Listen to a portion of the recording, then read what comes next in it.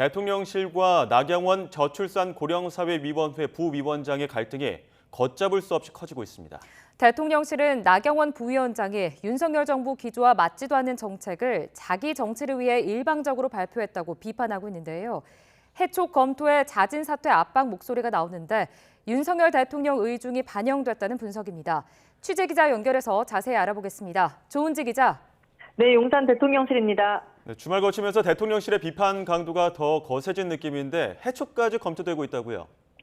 네, 대통령실은 납득하기 어려운 부적절한 처사라는 말로 해촉 가능성을 열어뒀고요. 내부에서는 나 부위원장이 알아서 사퇴해야 한다는 말도 나오고 있습니다.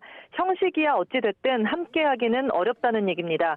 나경원 부위원장은 어제 SNS에 오해를 불러일으켜 유감이지만 돈 없이 해결되는 저출산 극복이 없는 만큼 자신이 제안한 대출 탕감 출산 장려책도 검토해볼 가치가 있다라면서 뜻을 굽히지 않았습니다.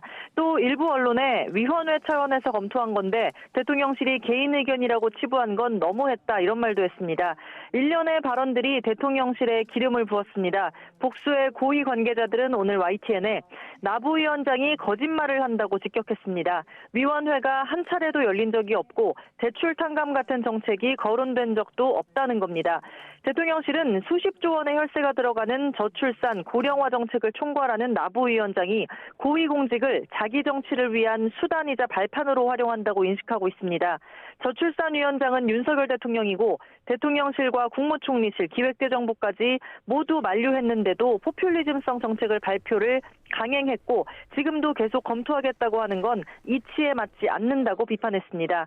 더는 방치할 수 없다는 말이 나올 만큼 사실상 이별 수순에 접어든 것으로 보이는데 다만 여론이 사안을 어떻게 보는지에도 대통령실은 촉각을 곤두세우고 있습니다.